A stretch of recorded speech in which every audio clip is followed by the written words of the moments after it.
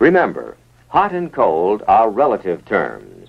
You know when water boils, it's very hot, but refrigerant boils at a much lower temperature. So the refrigerant can take on heat, change to a gas, and still seem cold. Again, the reason is because the two substances have different boiling points. Welcome to Did You Know? The ESCO HVAC Show. We will see you in about 45 seconds or so. Make sure that you are subscribing to our channels, our LinkedIn, YouTube, Facebook. Turn on notifications, and we are very excited to be here with you. It's almost time, about 30 more seconds. Make sure to grab your notebook and pen so you can jot down notes along the way, because at the end of the show, you could have an opportunity to ask our guests questions so we can dive a little deeper into these topics. And here we go. Welcome to Did You Know? The ESCO HVAC Show.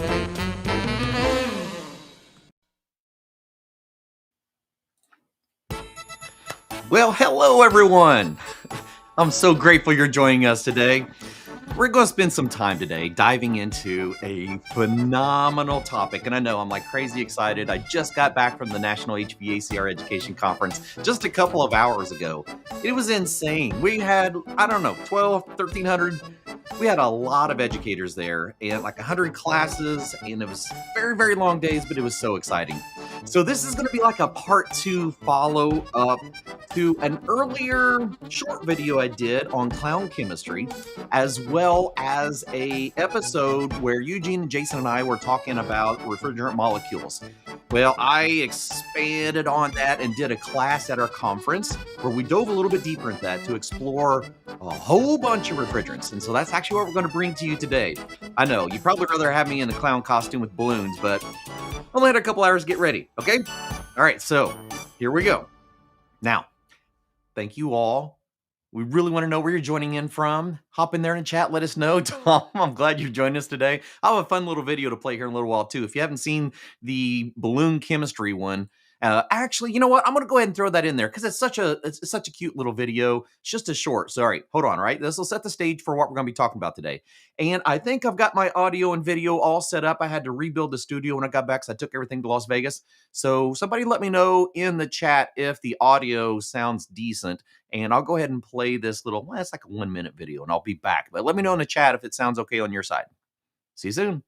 All right, everyone. Are you ready for some balloon chemistry? All right, we took R12, dichloro-difluoromethane, and it had high ozone depleting potential. So we took out one of the chlorine, and we replaced it with a hydrogen and got monochloro-difluoromethane, R22. Still had some ozone depleting potential, took out the chlorine, replaced it with a hydrogen, got difluoromethane, R32. Mildly flammable, we weren't quite ready for that. So we blended it with some R125, and voila, we get R410A. But what if we took R32 and we blended it with 1234YF? We can actually call it R454B. For more training resources and to compare 22, 410, 454B, and 32, go to escogroup.org.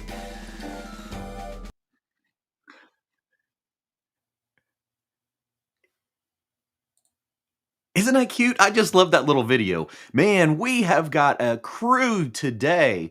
So I am just absolutely blessed to see our Did You Know community just growing like crazy. Galen, glad that you're joining in here over in Metropolis, Illinois. Howard's on the road. Thank you, Howard, for letting me know that the audio is sounding decent.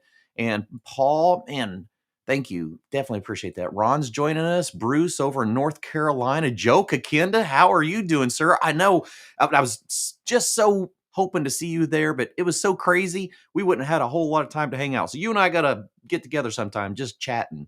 Just love to catch up and see how things are going with you. So my voice is still a little wanky. It was getting a lot better, but then, traveling, going from dry, humid, hot, cold, airplanes, it was a little bit crazy. So, all right. Are you ready for this? Okay, so this is one of the periodic table charts that we put together to be able to talk about refrigerants and how refrigerants are developed, what they look like, how we actually will remove some components of those to make new refrigerants. And so this class that I did at our conference, it was very short. It was only about 45 minutes. It's kind of like a round table to talk about it. And I don't know how many people were in the class. I would say it was probably around 250, maybe 300. It was a full big class and it was standing room only. There was people out in the hallway. And it was probably the thing that people asked me about the most during the entire conference. And so I wanted to share that with you. And so if you have questions along the way, let me know. I'll stop because it's just going to be me today. Because I wanted to kind of feel like the class that I put on for everyone, just to give you an idea of what it's like at our conference. All right, so here we go. So we're going to start with ground zero. Looking at our refrigerants and understanding that, we've only got a handful of chemicals that we work with. Kevin, thank you so much for hopping in here with us. Yeah, absolutely. Oh, South Africa too as well, Kevin. Thank you so much. All right, so when we look at the periodic table, we really are only working with 4 primary elements to come up with all of our synthetic refrigerants that we know of, from CFC all the way to HFO, right? And even when we look at our hydrocarbons, it's still the same. It's just hydrogen and carbon. Now, when we get into things like CO2 and ammonia, we're going to move things around a little bit. But a majority of the refrigerants that we know all come from one same construction, right? And I am going to actually have to grab a separate screen. Not sure why that presentation didn't hop in here. I just had that sucker loaded. So I'm going to throw it back in real quick. And there's a couple slides in here. When I downloaded it from Canva and brought it in, some of the elements, some of the letters on the molecules might be off a little bit, but overall it's in pretty good shape. And I'm going to clean this up and pass it out, because I must have had 50 or 60 people that asked if they could use this PowerPoint presentation in class to go over refrigerants. So this is something that you'll probably be interested in, but I want to make sure I get it cleaned up before I send it out to everyone. Murph, thanks for joining us. Sorry we missed you, but I know taking care of everything at home, and we're glad that you're doing that. All right. So let's start from kind of like ground zero. And let's talk about refrigerants and the construction of refrigerants and how we make new ones off from their base construction. So it really all goes back to the design of the molecule. David, man, joining us from Kenya today. This is really cool. And I didn't do any advertising or any type of promotion on this. So this must be a topic that people are very interested in, because I just put it out late last night, actually. So grateful you're all in here. Okay, so when we start talking about the construction of refrigerants, we're really going to start with the base design. Like, how are all of these elements put together to come up with a molecule? So when we look at this particular one here, this is actually in pentane, right? It is a hydrocarbon, starts with 5 carbons, and we've got our 12 hydrogens attached to that. That pentane design is because we have those 5 penta, right? We have those 5 carbons at its base. It's going to be very important to follow this as we start creating new refrigerants off from these base molecule designs. So if we look at R601, that has a GWP of less than 1, has an ozone depleting potential of 0, and it has a ASHRAE designation of A3. So it's a highly flammable refrigerant. Actually, it would make a fantastic refrigerant to work with. The downfall is that high flammability. So what if we started with pentane and we removed 1 carbon and 2 hydrogens? When we do that, we're actually going to form a new molecule called R600, not to be confused with R600A. We're going to cover that later in the show. R600, we know that as butane, okay? Now, when you look at that, when we simply remove that 1 carbon and 2 hydrogens, created this new molecule, it still has the ODP of 0. It's still an A3, highly flammable, but our GWP actually went up a little bit. We went from less than 1 to 3. Well, what if we did that again? What if we removed another carbon and 2 more hydrogen? What would we end up with? Well, there's that R290 propane, right?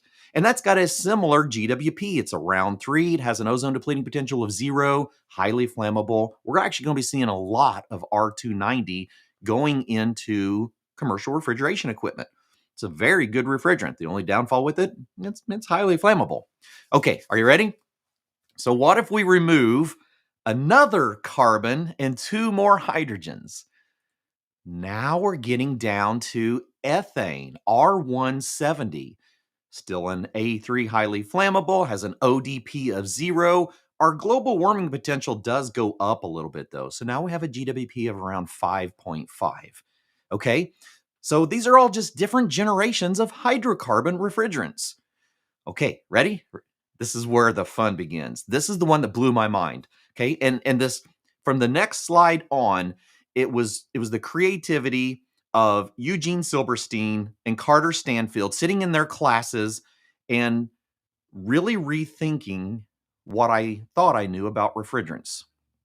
If I take away 1 more carbon and 2 more hydrogen, I actually start with a base molecule called methane, R50. It's a very good refrigerant, still has a ODP of 0, has that ASHRAE flammability, that ASHRAE designation of A3. It's highly flammable, but our GWP has went up a little ways, right?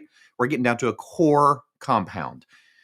So methane, in some of our a lot of our early generations of refrigerants, it was based on this methane design. Not saying it actually was derived from the hydrocarbon methane.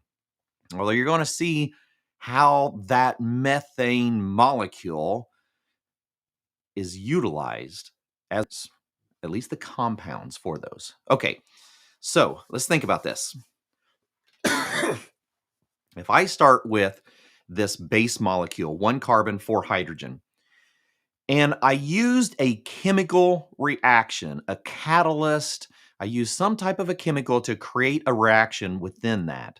One common one that we use is the process of dehydrogenation.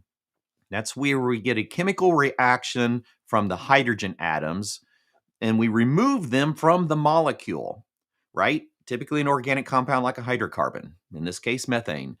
And what happens is we actually end up with a new molecule, but we can also replace those hydrogens that we dehydrogenated from that molecule.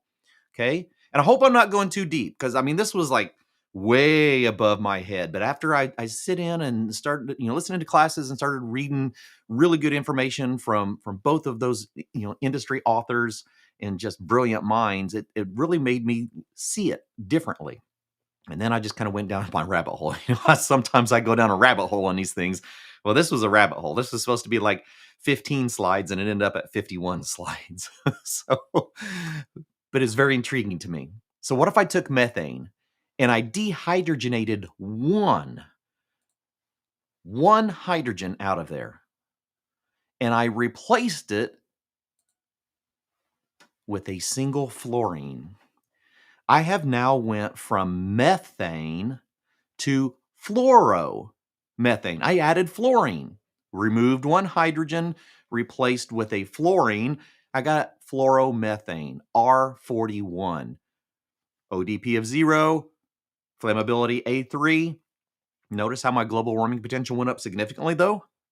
So when I removed that hydrogen and replaced it with the fluorine actually caused my global warming potential to go up. And so then I got really curious, right? What happens if I remove 2 hydrogens and replace those with 2 fluorines? Well, then I get R32, difluoro, 2 fluorine with that same methane molecule. R32 is difluoromethane. It has an ODP of 0. And check out what happened to that flammability. It went from that A3 highly flammable into our new classification of A2L. And look at the GWP. As we introduced those fluorines, that GWP went up quite a bit again, went up to 677. We actually introduced this refrigerant back in 1996, but we weren't quite ready for it yet because we had moved from that A3 into that. If you look at it from like R22 to R32, we went from an A1 now into an A2L. And I'll show you how we did that too, how we went from 22 to 32. It's crazy. You're gonna like this. Okay, so we've plucked out 2 hydrogens. We've put back in chemically, we put 2 fluorines in. We got R32. What happens if we do 3 of them? Okay, pull out 3 hydrogen, put 3 fluorine in. Well, now we've got trifluoro, 3. Trifluoromethane, R23. Isn't that insane how simple it was to actually get to there? So if when we do this, we've actually ended up with an A1 with an ODP of 0. But because of all of that fluorine, look what happened to our global warming potential. It went up to 12,400. But R23 was actually a very common refrigerant used quite a bit out there in industrial refrigeration applications, right? But man, look at that GWP. Well, what if we replaced all 4 of those hydrogens with 4 fluorines? Anybody got any idea?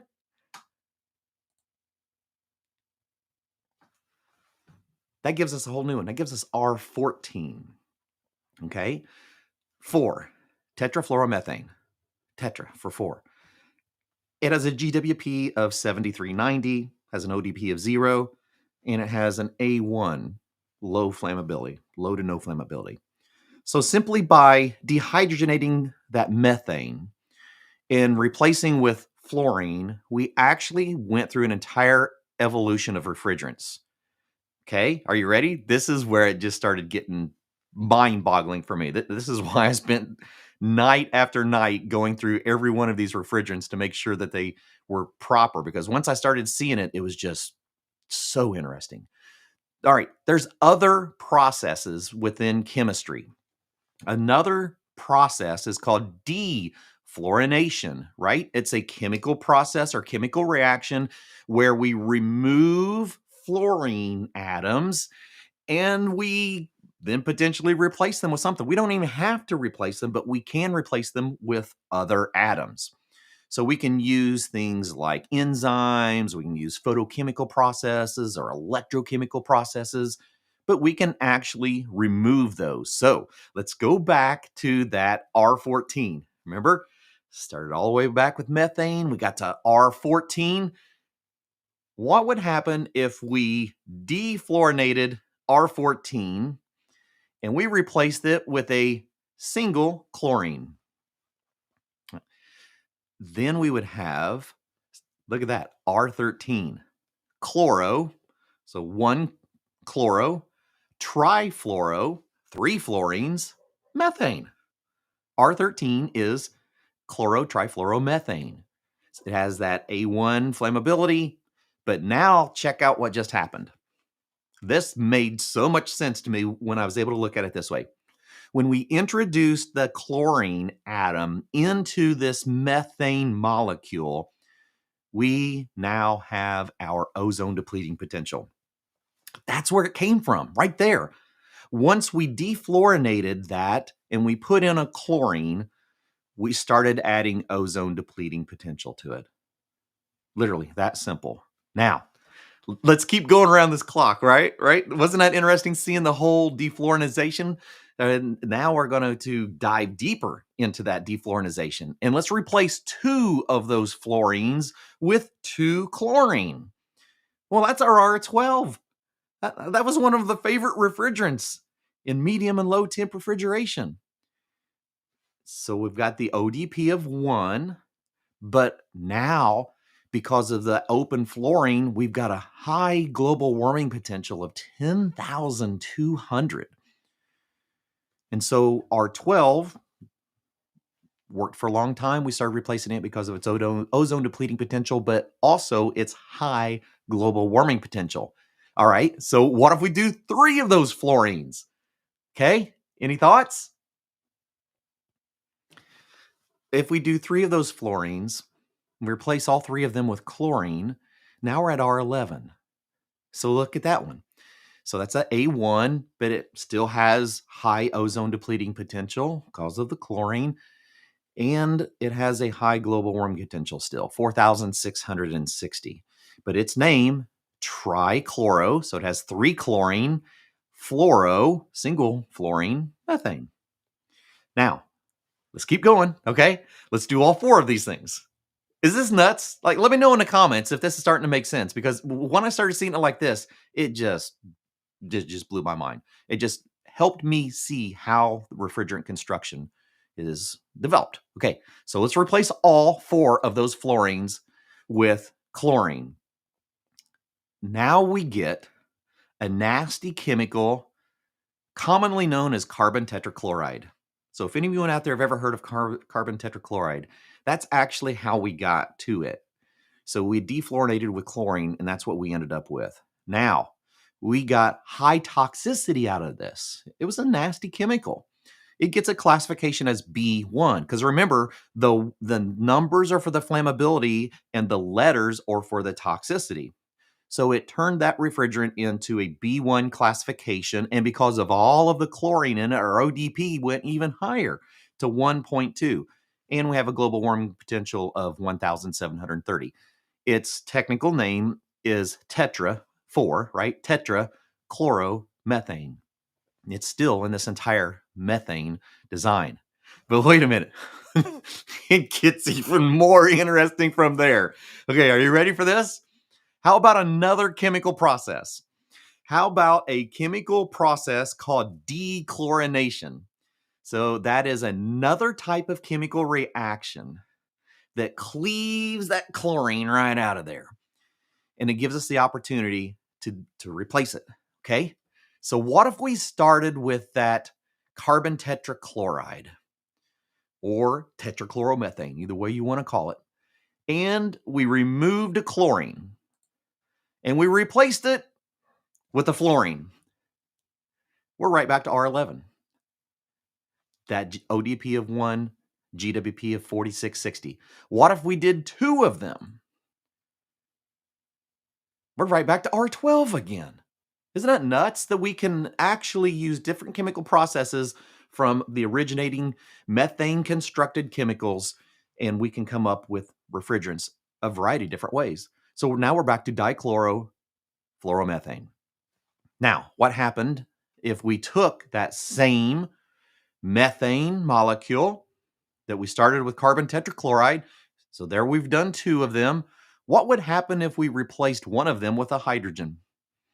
So we dechlorinated, but instead of putting in fluorine, we stayed with that original hydrogen, right? So we'd done a dehydrogenation, we did a dechlorinization. That's R22. Chloro, singular. Difluoro, di is 2, methane. Chloro-difluoromethane has a flammability of A1, or ASHRAE classification of A1. It has an ozone depleting potential because there is a singular chlorine in there. It has an ozone depleting potential of 0.055, and it has a global warming potential of around 1,760. Isn't that insane to think that it really is that simple? All right, here we go. It gets better. Believe me, this was a long rabbit hole. This went from like supposed to be a couple days to a couple months. If I remove that other chlorine and put a hydrogen, we're right back to our difluoromethane, R32, that A2L refrigerant that we are now getting very, very comfortable with working with. So when I could see it that way, to know that we can get to the same thing using different chemical processes, it really changed my thought pattern of refrigerants. Because if I replace with 3 hydrogens now, I'm going backwards. Now I'm back to that R41 fluoromethane, and because I have added so much hydrogen into this molecule, this methane molecule, my flammability is right back up where I began, back at that A3, highly flammable. Okay, gets better. I do the 4th one. Now I'm right back to methane, that core chemical of methane with a single carbon and 4 hydrogen. So we started from methane, and we dehydrogenated, and then we defluorinated, and then we dechlorinated, and we actually got right back where we started from. It just, when I seen it that way, a lot of us as educators, we're technicians, and as technicians, we're very visual. If we can see something, by golly, there's a very good chance we're going to understand that, right? So in this process, it allowed me to see what we were doing with that methane molecule to get to our different refrigerants. And oh yeah, no, it keeps going. Okay. So that is a whole generation of methane. And there's lots of them. If you go to Wikipedia, you'll see the classifications. If you go to ASHRAE, you'll see all these different classifications. And so if it is a methane, if it ends with methane, you can change all of those in different formulas and you get the refrigerants we just talked about. Well, what if we started with another variation where we simply, instead of having a carbon base, we had a nitrogen base of that same molecule? Look at that. We took methane, CH4, and when instead of using a carbon based, we used a nitrogen base, and that gives us ammonium. That's the household ammonia that we use as like cleaners and sanitizers. B1, because it is slightly toxic. It's non-flammable, but slightly toxic. Ozone depleting potential of 0, global warming potential of 0. Get this. What if I took that household ammonium and I dehydrogenated it, just like we did with that methane? This is crazy. Watch this. That's R717.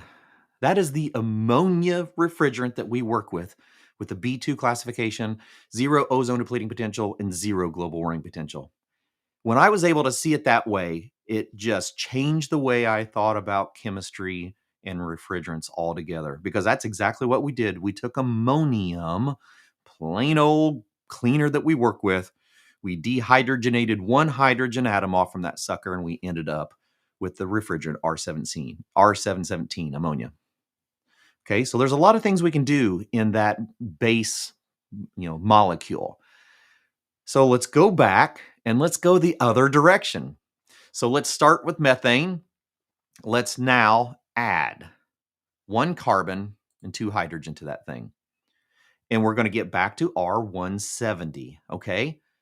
So now we're into a whole nother chain, vertical chain of refrigerants off from ethane, R170, ethane, okay?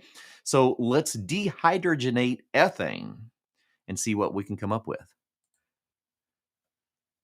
If we replace the majority of those hydrogens with fluorine, we end up with the refrigerant that I've known by name, but I didn't know where it came from.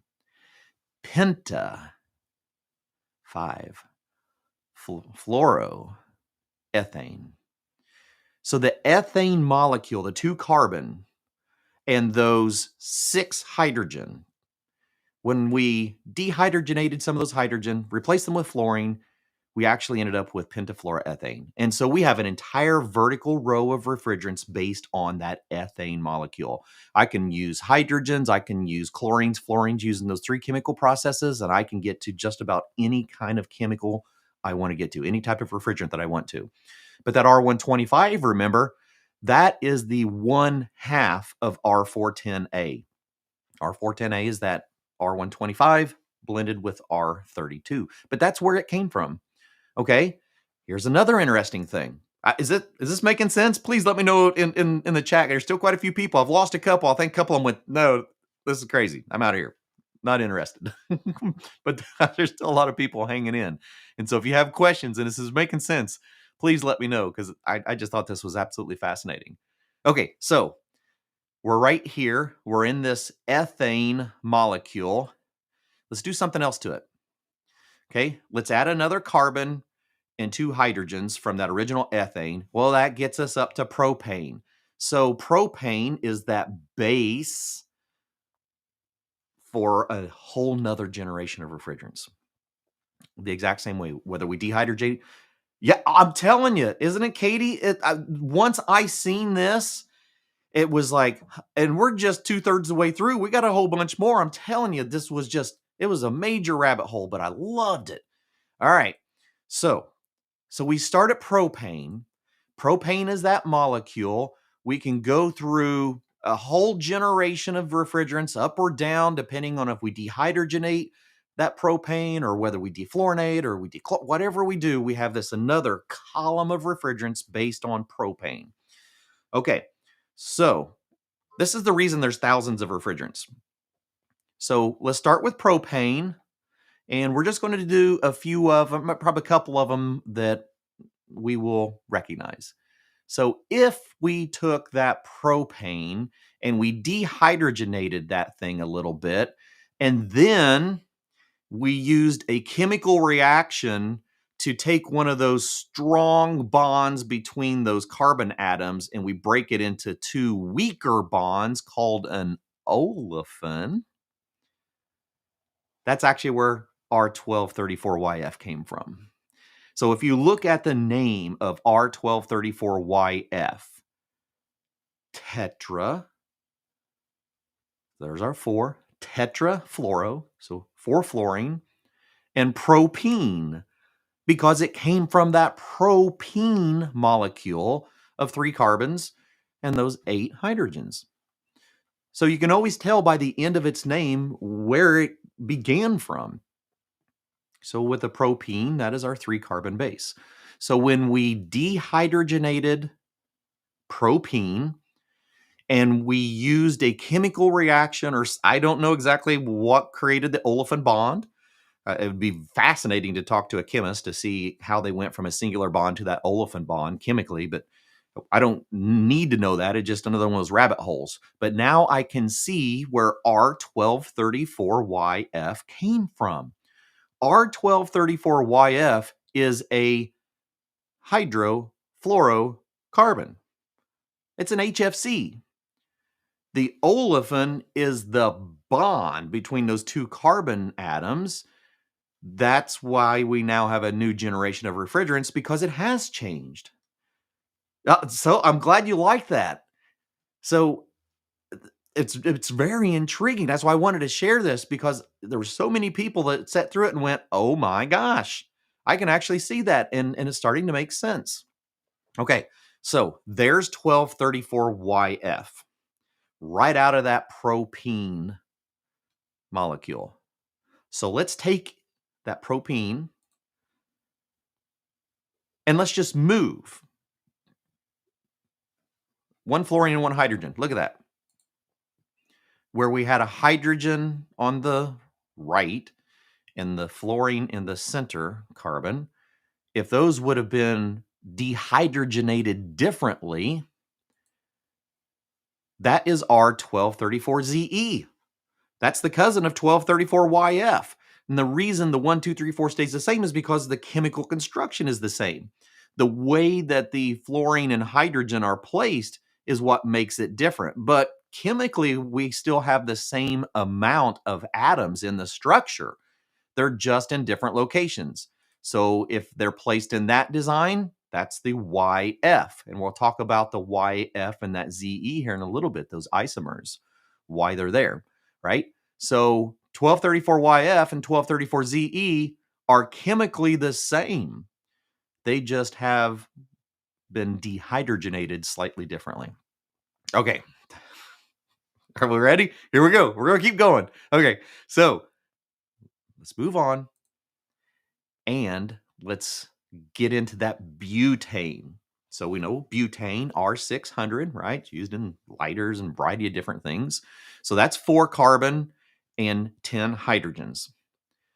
So let's start with the butane. Now we've got another column of refrigerants from butane. So as we get more complex, the more carbon and the more hydrogen we have, the more variety or variations of that molecule we can actually come up with. So let's start with R600. Now, we start with R600 and we move the bonds. We haven't changed them. We have simply moved them from a line where all of the carbons connect in a row to where the carbons all connect to the 1 carbon. So instead of being in a singular line, we actually now have them connecting to this 1 carbon. So because we changed the way our carbon atoms connect, but we didn't change the chemical composition, it now is an isomer. And so the little letters are isomers. That means that it is the same chemical composition as its cousin, where it originated from. It's just reorganized a little bit differently. So same amount of carbon, same amount of hydrogens, carbons connected differently, and we get what's called an isomer. So the difference between 600 and 600A, they both have the same ASHRAE classification. They have the same ODP and the same GWP because they are the same chemically. But bonded, they are slightly different. And so the first generation is given an A. If it was moved to other carbons, they would have given it a different one, like a B or C. So the little letter simply is just a different way that we organize the atoms in that molecule. I was like, wow, all right, that's a lot. And then the next day, I was like, okay, let's go deeper. Are you ready? Okay, so that was to get from 600 to 600A. Now, let's go back here. Let's take that 600. Hey, thanks for joining us. We're glad that you're hopping in here from South Africa. And I hope you're interested in this. I hope this is helping things make sense of where refrigerants come from and, how we just use chemical reactions to change them into other refrigerants. Okay, so let's start with that R600. And then now let's put one of those olefin bonds in there. Let's dehydrogenate it. And we didn't replace all of the hydrogens. A couple of them we left out. So we simply went from butane, added an isomer, didn't replace all of the hydrogens, but we replaced some of them with fluorine. And now we can get another variation within this butane classification called transhexafluorobutene. And it has that olefin bond. And so this particular one is called R1336MZZ. And so it is one of these HFO refrigerants, the olefin, hydrofluoroolefin, that originated from that propane or that butane. Remember, it started as butane, but then once we changed it, we went to a butene. So once we changed that bond and went into an isomer. Okay, ready? There we go. We're going to do this again. So let's now add another carbon and 2 hydrogen, and we're going to get up to N-pentane. Now we've got a whole nother column.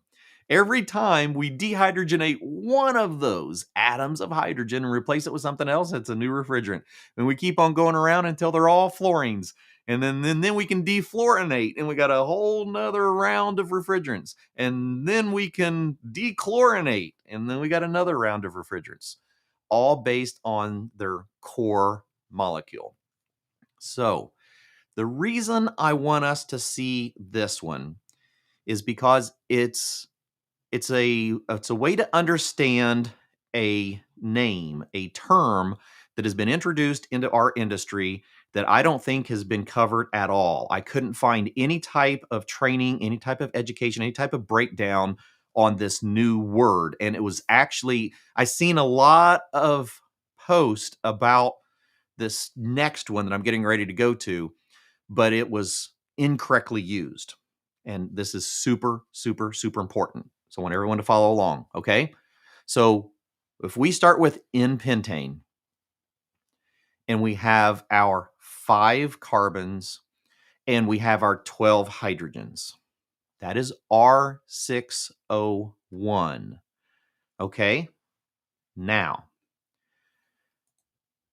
you are going to start seeing a chemical as part of our equipment that is related to N-pentane, but it is not a refrigerant. It does not have a classification.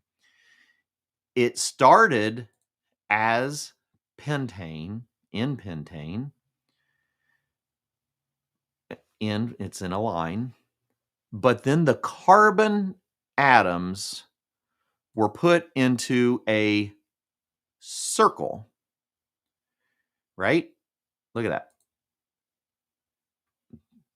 There's a line, N, there's a circle, C.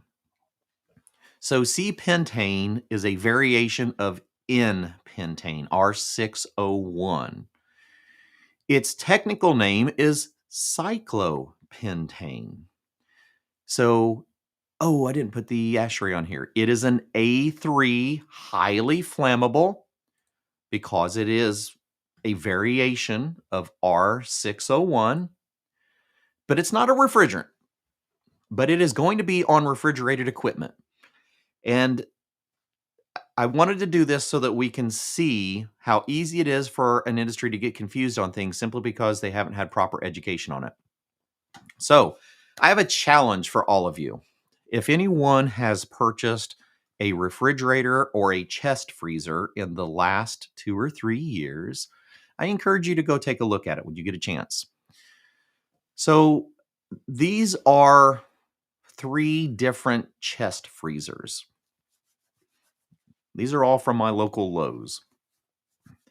What caught my attention when I kept seeing social media posts and even educational content that referenced R600A as C-pentane. And it continually says R600A C-pentane. As if it was using, or as if people were using C-pentane as a trade name for R600A, just like we did Puron for R410A when it first came out. And I want us to understand why this is labeled this way so we can understand how this is not correct to say. So let's look at this unit and let's determine what happened for it to get that name. If you look at the top left corner up there, I guess it'd be up that way. If you look at the top left corner, let me blow this up a little bit. That chest freezer has 2 labels on it. It has the white label that says C-pentane, and it has the yellow label that says R600A. If you look at the other chest freezer from a different manufacturer right below it, you will see that instead of saying C-pentane, it actually has the complete name, cyclopentane. And then in smaller print, it actually has the R600A. And then finally, I see where this all comes together on this third freezer. So it's telling you that it is C-pentane, but it should never be confused with R600A. Here's why. When you look at the lower portion of that label, right next to where the UL listing is, you're going to see 2 separate lines for 2 separate products. You're going to see that this household refrigerator top had a misspelling on there. I didn't even catch that before. This listed household refrigerator / freezer has a refrigerant of R600A, otherwise known as isobutane. And the large A is incorrect. It should have been a small a, because that is an isomer of R600. And it has a charge of 105 grams. So this particular piece of equipment is a refrigerator / freezer that uses R600A with a charge of 105 grams in its sealed refrigeration system. And then it uses cyclopentane. Anyone know what that would be for? Look at that. Put it in the chat if you catch it. Case / door insulation gas, C-pentane. So what are we using C-pentane for? Cyclopentane in this particular application.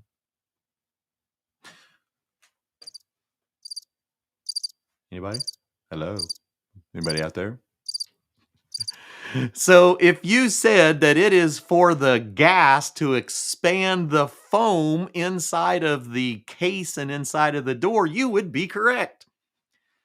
So think about this. Remember how many times I have said that we are going through a refrigerant transition and HFC phase down, but many other industries, multiple industries are going through an HFC phase down of the refrigerants. The foam blowing industry previously used things like 134A. Yeah, Bruce. Yay. Where's that at? No, there it is. Yeah, thank you, Bruce. Cyclopentane is the foam blowing agent. Yeah, you're right, Paul. So instead of using 134A, which was commonly used in the past, they were forced to change the gas that they were using that caused the foam to expand. They went from 134A to cyclopentane, a hydrocarbon, an A3 highly flammable gas. So this new refrigerator freezer has two hydrocarbons being used in it that were not in it in its previous generation. It's using one hydrocarbon for the foam blower, and it's using one for the refrigeration system. So to state that R600A with a small a is the same as C-pentane is incorrect, but now you can understand why. Because honestly, when I first started seeing this sticker, I kind of felt the same way. I assumed R600A had a trade name of C-pentane until I broke it down and actually realized that that is not the truth, that it has two separate hydrocarbons, one in the refrigeration and one in the foam. And so that was very intriguing to me. That helped me see what was in it by understanding how it was made. So these next few slides are a very, very short progression through some of the common refrigerant chemicals to show you the molecules that I put on that refrigerant map. Because if any of you need to have this for your classroom, the one that we print off doesn't have R12, but I guess we probably could. The one that we typically print off has R22, 410A, 454B, and 32, so that we can show in the classroom those four generations of refrigerants that we commonly use in air conditioning and refrigeration. This one I just added R12 so that you can see to get from R12 to R22, difluoro-dichloro, we simply replaced one chlorine with one hydrogen. That gives us R22. When we replace the other chlorine with another hydrogen, that gives us R32. So a very, very simple process. So if we go back and we look at this from a refrigerant cylinder perspective, when we start with the base molecule of methane, 1 carbon, 4 hydrogen, and we replace that one, or replace the two hydrogen with 2 fluorine and the other 2 hydrogen with 2 chlorine, that gave us our R12. To reduce the ozone depleting potential of R12, we replaced it with 1 hydrogen in place of one of those chlorine to get R22. Then we replaced the final chlorine with hydrogen to get R32. That R125 is simply that. When we added the two, R32 and R125, that give us our R410A. That's why we charge an R410A cylinder upside down, because it has 2 refrigerants in it that actually do have different boiling points. There's a little bit of glide in between those 2 refrigerants.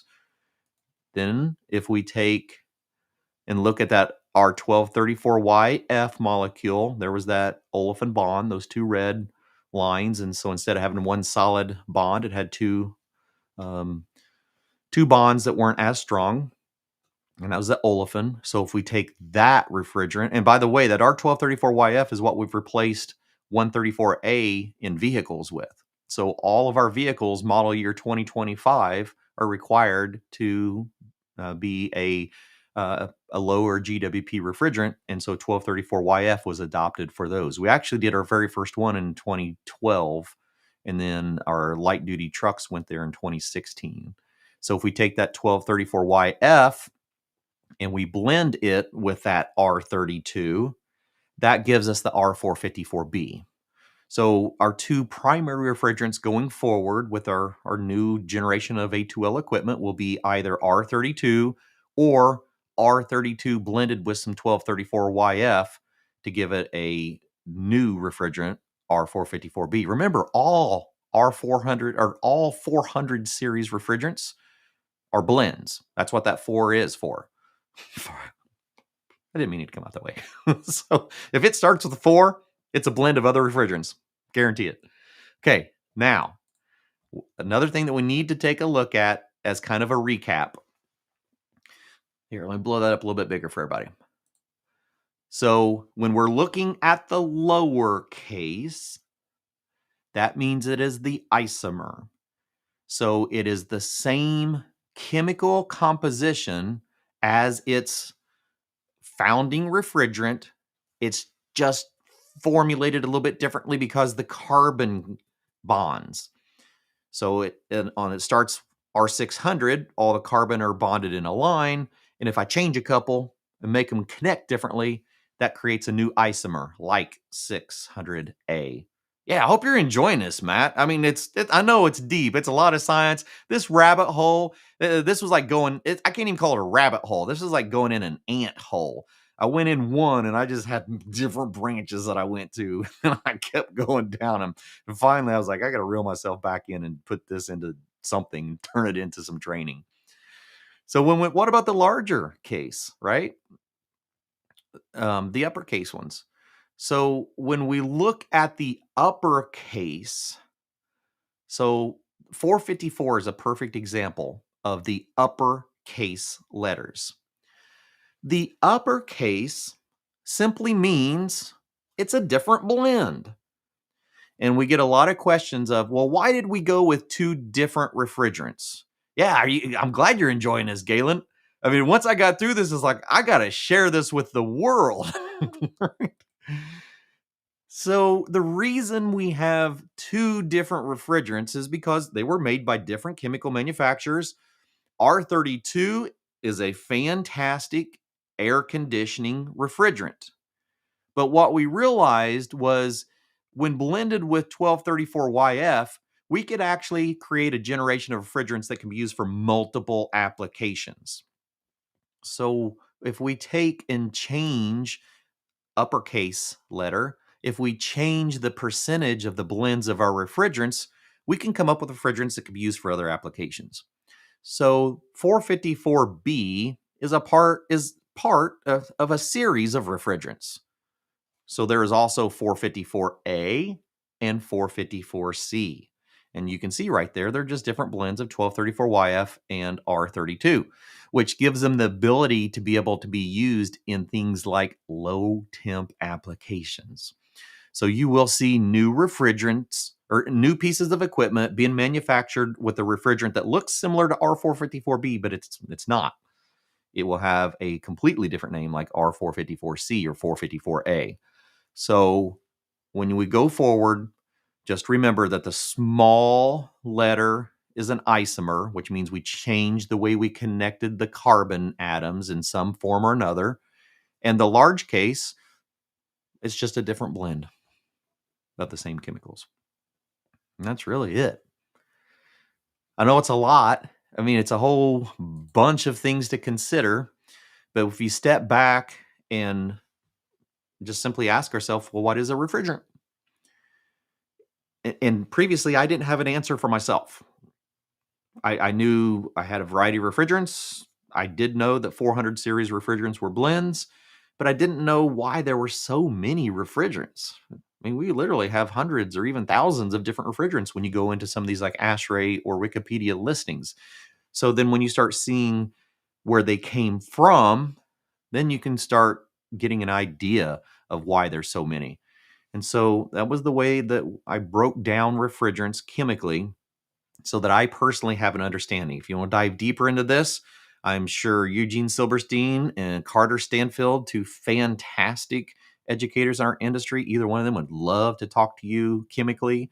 Rachel Kaiser would, she's a chemist, I'm sure would dive deeper into how things function like that. This is about as far down the rabbit hole as I want to go because it was enough for me to understand it well enough that I could teach somebody else. I could communicate that. And so I think you could do this in a 200 level class in your program. I think it's a lot to introduce in a 100, like that first year program. But if you have, a 2-year program or more, I think this is applicable to be able to introduce when you get into refrigerants so that someone can understand it. I might be wrong. I might be too far down this rabbit hole, but for me, it was very interesting and it answered a lot of questions for me. Daniel, I'm glad that you enjoyed that. And that's what I was looking for. It's one of those things, anytime you come up with something new, you're like, okay, are people going to like this? Or are they going to go, yeah, that's just too much. That's engineering. We don't need that stuff. For me, I thought it was kind of cool. So any questions? We still have a few minutes left. I'd be happy to answer anything that I know. And if it's more than I know, I'll be happy to direct you to, other educators in the industry that can help solve those for you. So I'll give it a couple minutes. And for those that didn't make it at the beginning when I showed the little clown chemistry where this came from. Oh, Bruce, cool. Yeah. I'm telling you. So everyone, Bruce Ernst, if you want to learn more about refrigerant chemistry, how some of these things happen, look him up on LinkedIn. Sorry, Bruce, didn't mean to throw you under the bus like that. All right, so I'm going to go ahead and play that little fun chemistry video again, just in case anyone needs a very simple one to be able to use in a classroom. Here's that. I'll be right back, and I'll give you a minute to put some other questions or comments or anything into the chat. All right, everyone, are you ready for some balloon chemistry? All right, we took R12, dichloro-difluoromethane, and it had high ozone depleting potential. So we took out one of the chlorine, and we replaced it with a hydrogen and got monochloro-difluoromethane, R22. Still had some ozone depleting potential, took out the chlorine, replaced it with a hydrogen, got difluoromethane, R32. Mildly flammable, we weren't quite ready for that. So we blended it with some R125 and voila, we get R410A. But what if we took R32 and we blend it with 1234YF? We can actually call it R454B. For more training resources and to compare 22, 410, 454B, and 32, go to escogroup.org.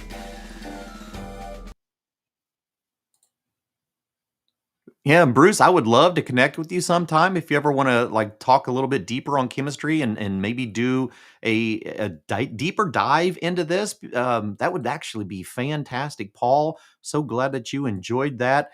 Galen, you tell me, my friend. Here at the ESCO team, we are here to serve you. We want to know what you would like for us to dive into. If it's a deeper version of the conversation that we had today, absolutely. We will get the right people from the industry to run down that rabbit hole. I actually have a form here. I think it was this one. Nope, not that one. Oh, there's the feedback form. If you want to scan that QR, that's actually a form to let me know if there's things that you like, things that you don't like, topics that you would like to be covered. And so I highly encourage you to put that in there, and I'll guarantee I will find the right people from the industry to get those questions answered for you. All right. Well, I think that's about a wrap for the day. We're right at the top of the hour.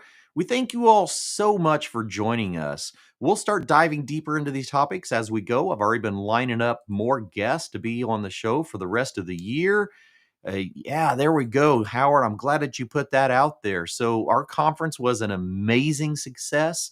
We owe it to all of our sponsors and contributors, exhibitors and speakers and co-sponsors. It was just an absolute phenomenal event. I am still just wired from it. Short on sleep, but just overly wound up because of the amount of emotion and excitement and information that I absorbed. So go check out the 2026 conference page. Let me actually get you the website to go to that. You can also give us a call at the office. We'd be happy to answer any questions for you. And then definitely let us know what you would like to learn. And we will bring it to you, or we will get you the resources for it. So thank you all for joining. We're just grateful to be part of a community together. And we will see you all again next week on Did You Know? The ESCO HVAC Show. Bye, everybody.